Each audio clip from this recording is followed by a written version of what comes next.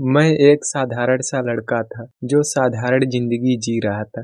एक बार पेपर देने मुझे वाराणसी से नई दिल्ली जाना था।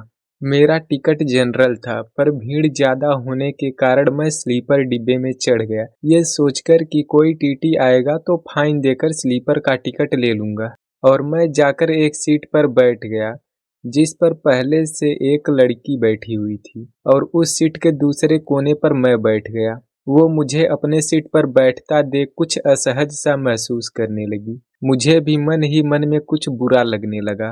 मुझे लगा कि ये उसकी सीट है, मुझे उठ जाना चाहिए। ऐसे ही तरह तरह की बातें मन में आती रही और मैं बैठा रहा। फिर कुछ देर बाद उसने पूछा, आपको जाना कहाँ तक है? फिर मैं बोला, मुझे तो दिल्ली तक जाना है। यदि आपको कोई दिक्कत हो तो मैं दूसरे किसी सीट पर चला जाऊं। लड़की बोली, नहीं अभी तो कोई दिक्कत नहीं है, पर रात में जब सोने जाएंगे तब आपको सीट से उठना पड़ेगा। मैं बोला, हाँ मैं उठ जाऊंगा।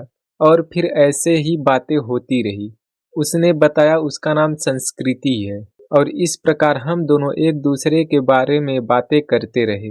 वो लड़की बोली वो भी दिल्ली पेपर देने जा रही है। और तभी टीटी आया, हमारा टिकट देखा तो बोला ये आपका जनरल टिकट है और आपको अब 300 रुपये और देने पड़ेंगे।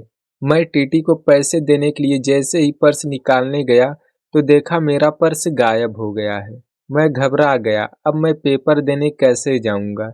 मैं टीटी से बताया कि मेरा पर्स गायब हो गया है, पर टीटी मेरी बात नहीं मान रहा था।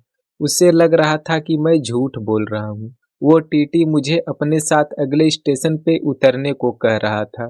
अगला स्टेशन आने पर जैसे ही वह मुझे ट्रेन से उतरने के लिए दबाव बनाया, मैं निराश होकर उतरने ही वाला था कि वो लड़की बोल पड़ी कि मैं टिकट के पैसे देने को तैयार हूँ। कल इनका पेपर है, इन्हें मत उतारिए।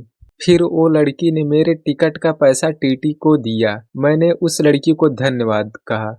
वो बोली, कोई बात नहीं, इंसान ही इंसान के काम आता है। और अब तक शाम हो चुकी थी तो वो लड़की सोना चाह रही थी, पर उसे मेरे ऊपर दया आ रही थी। फिर वो बोली, कुछ देर तक आप सो जाइए, अभी मुझे नींद नहीं आ रही है।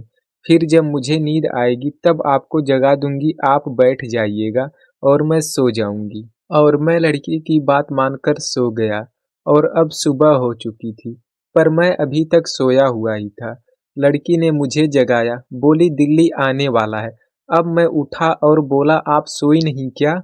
लड़की बोली, रात में आपको एक बार जगाने का प्रयास की, पर आप नींद में थे। फिर मैं सोची आप सो रहे हैं, आपकी नींद खराब ना करूं, इसी वजह से नहीं जगाई।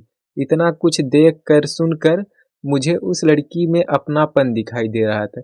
दिल कर रहा था कि एक बार अपने सीने से लगा लूं, क्योंकि यदि ये लड़की ना होती तो शायद ही मैं पेपर दे पाता। अब जैसे जैसे दिल्ली के नज़दीक मैं बढ़ता जा रहा था, वैसे वैसे मेरे दर्द भी बढ़ता जा रहा था। ये सोचकर कि ये लड़की जो मेरे लिए अपनों से बढ़कर मेरी सहायता की, वो मुझसे दूर चली जाएगी। और अब दिल्ली आ चुकी थी। हम दोनों स्टेशन पर उतर गए थे। मैं कुछ निराश सा था, शायद उस लड़की को भी कुछ दर्द था कि हम दोनों शायद ही एक दूसरे से कभी मिल पाएं। वो लड़की मुझसे बोली, ये लीजिए, कॉलेज तक जाने के लिए ऑटो का किराया रख लीजिए। और फिर बोली, हम दोनों पेपर देकर आने के बाद इसी स्टेशन पर एक दूसरे का इंतजार करेंगे और फिर घर साथ में चलेंगे।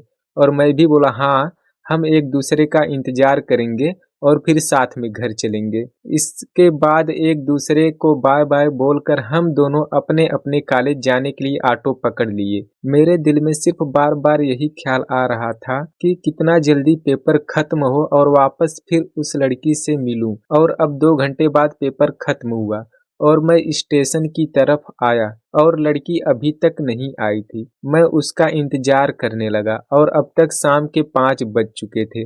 मेरी बेचैनी बढ़ती जा रही थी। उसने ट्रेन में अपना एक बार एडमिट कार्ड मुझे दिखाया था, जिस पर उसके परीक्षा केंद्र का नाम लिखा हुआ था, और मैं उसी के सहारे ढूंढते ढूंढते उसके कॉलेज तक पहुंचा। फिर पता लगा कि पेपर देने के बाद जल्दबाजी में ऑटो पकड़ने के लिए एक लड़की रेड सिग्नल क्रॉस करना चाहिए, जिससे उसका एक्सीडेंट हो गया और उसे एम्बुलेंस से एक सरकारी हॉस्पिटल में भर्ती कराया गया है। फिर मैं भागता हुआ उस हॉस्पिटल पहुंचा तो पता लगा उस लड़की के कुछ रिश्तेदार जो दिल्ली में ही रहते थे, वे उसे किसी प्राइवेट हॉस्पिटल में ले गए हैं। और उनमें से एक नर्स ने मुझसे पूछा, आप वही हैं जो स्टेशन पर उस लड़की का इंतजार कर रहे थे? मैं थोड़ा आश्चर्यचकित होकर बोला, हाँ, पर आपको कैसे पता? नर्स बोली, कुछ देर के लिए लड़की होश में आई थी, तो वह सिर्फ एक ही बात कह रही थी कि उसका कोई स्टेशन पर इंतजार कर रहा है, वह उससे मिलना चाहती है, उससे प्यार करती है। और इतना सुनने के बाद अब मैंने सोच लिया था, हम दोनों घर साथ में जाने का वादा किए थे और साथ में ही जाएंगे। मैं दिल्ली के हर एक हॉस्पिटल छान मारूंगा, पर उसे खोज कर ही रहूंगा। और मैं दिल्ली के बहुत सारे प्राइवेट हॉस्पिटल में उसको ढूंढा, पर उसका कहीं पता नहीं चला। अब तो उसे देखे बिना मेरा जीना मुश्किल हो गया था। और अब तक 2 दिन हो चुके थे।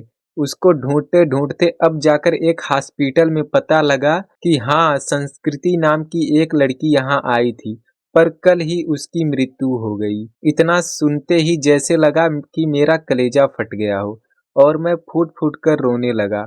और लोगों ने समझाया बुझाया, फिर जाकर शांत हुआ और अपने घर वापस आया। आज भी मैं उस लड़की के बिना जिंदा तो हूँ, पर एक जिंदा लाश के समान हूँ। वास्तविकता में तो मैं भी उसी दिन मर गया था जिस दिन उस लड़की की मृत्यु हुई। तो दोस्तों, यही थी हमारी आज की कहानी, और आप सभी का सुनने के लिए धन्यवाद।